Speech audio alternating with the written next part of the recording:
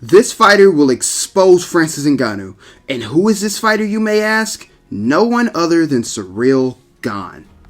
What is good, everybody? Welcome back to Trippy Speaks UFC. We are the champions of the MMA content creation world. The rest of the world is just contenders. And let me just remind you guys of something. Every like, every comment, and every subscriber gives me motivation daily to bring you guys the best MMA content on YouTube. That is a fact. It really means a lot. Last night we had a heavyweight clash between two of the most technical strikers in the division, and I labeled this fight as whoever wins is the best striker in the division, in my opinion. Though I think personally Alexander Volkov is a really good striker, technically, to me he just has a very boring style because he doesn't move very well and he refuses to take risks after the Derrick Lewis fight. So in my head, whoever outgunned the other technically is going to win this fight. Well, Ciryl Gane didn't just beat Alexander Volkov, he completely outclassed him technically. We saw who had much better boxing, and though Volkov proved to be the superior kicker between the two, it didn't even matter when it came to output and what was landing. While Volkov decided to throw low kicks the majority of the fight, Ciryl Gane was using every single tool in his striking arsenal. The teep kicks, the body kicks, the absurd amount of feints, the front kicks, the boxing. But the most impressive thing that impressed me the most about this guy is the inability to get hit, and this is something that is going to pay him dividends in his match with Francis Ngannou. Something that I 100% do see happening in the future. Gane's movement and footwork is something that is unrivaled in the heavyweight division.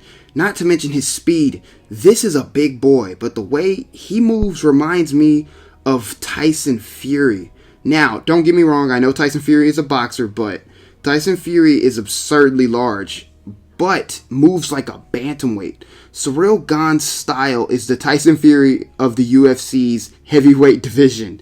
The kicks, the feints, the movement, the boxing, the speed, and the elusiveness is going to give Francis Ngannou fits. Mark my words. All these things I just named against the one-dimensional approach, and yes, I said it, one-dimensional approach of Francis Ngannou. Francis has got to make a few adjustments to his approach, just a little bit, because if you're only looking to take this guy's head off, the punch may not land, and there is a chance we see this fighter completely outclass and shut out Francis Ngannou for 5 rounds. Not saying Francis Ngannou has zero chance to win. Somebody brought up an interesting statistic to me yesterday, saying that in a heavyweight fight, the heavyweight could throw 30 shots and only 5 of them will land, and 3 of them will land cleanly. When it comes to Francis Ngannou, 3 shots may be too many. But as I look at the heavyweight rankings, Ciryl Gane is the fighter that Francis Ngannou has not seen anything like style-wise. Once again, like I always famously say, I cannot bet on a fighter whose main chance to win is to knock the other guy out, because there is a huge chance that the punch never lands. As for what's next for these two guys, as for Alexander Volkov, honestly, who cares? But for Ciryl Gane, dude, I just think what's mainly troubling this guy is the name value and getting people interested in his style. Because, okay, he's had some boring fights. I understand that. He had some boring fights because he can be very technically safe at times.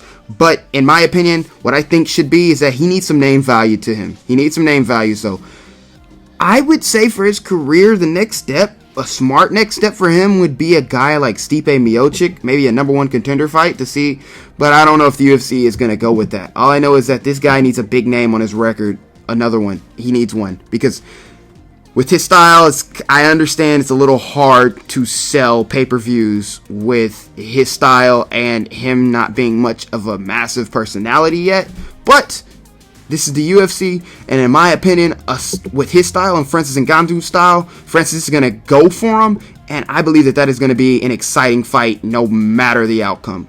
But let me know what you guys think about this fight.